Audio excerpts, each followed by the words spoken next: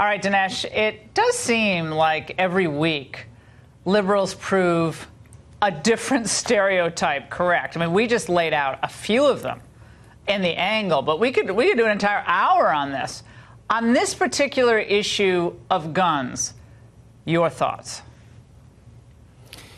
Well, I think that this vindicates kind of what the NRA has been warning from the outset. At first, for many years, I thought that the NRA was kind of using, you may call it the slippery slope argument, which was essentially that once you start outlawing one type of weapon, you will then slowly proceed to outlawing the next type, and eventually it becomes a kind of comprehensive confiscation.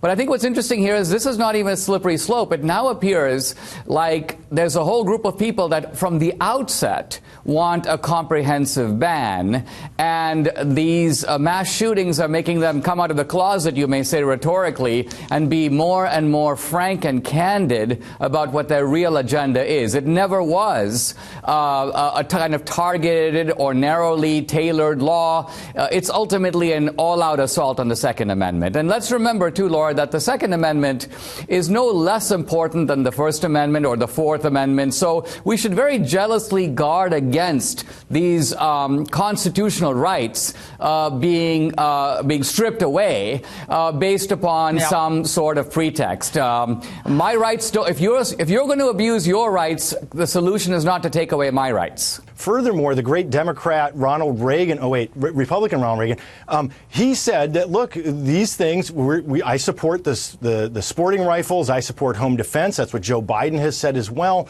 I'm with Ronald Reagan on that one. It's not unfettered. And furthermore, Justice Scalia in Heller versus... Dinesh and I both worked for Reagan. Okay. Well, I must have missed this, Dinesh. Did Ronald Reagan push an assault weapons ban during his 8 years, Dinesh? I must have missed that. He and I both worked in domestic policy at the White House. I don't mean to throw down credentials, but I don't remember that personally. But Dinesh, maybe you do. Do you remember that happen?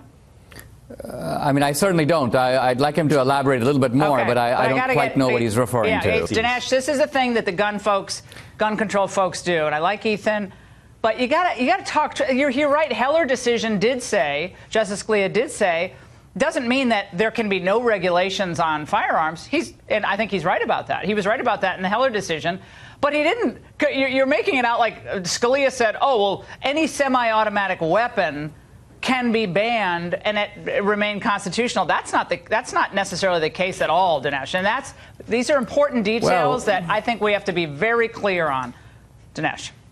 I mean, number one, there obviously, as with the Second Amendment, there are extreme cases in which one can regulate the First Amendment or even the Fourth Amendment. You can't shout fire in a crowded theater, for example. But there's a heavy burden of proof for those who would want to infringe the constitutional right. Number two, we have seen even around the world today cases where the confiscation and even buyback programs. Hugo Chavez had a buyback program for guns in Venezuela. The moment that the citizens were deprived of their guns, he unleashed criminals and so-called colectivos, in a sense state-licensed thugs on the streets, to be able to move into your apartment, take your stuff. Why? Because he had disarmed the citizens in preparation for that. And third, we focus on mass shootings. Mass shootings are a little bit anomalous, whereas there are everyday shootings occurring in every major city in this country. It's very odd that those don't lead to demands for gun control. In fact, those don't lead to demands for anything. It seems that only when there's a mass shooting, an anomalous event, suddenly people go, let's confiscate the guns of everybody in America because everybody with an assault rifle poses a threat. No, everybody with an assault rifle does not pose a threat. These guys pose a threat. Let's identify the threat, find out how we can preempt it, and deal with it in a tailored and narrowly focused way.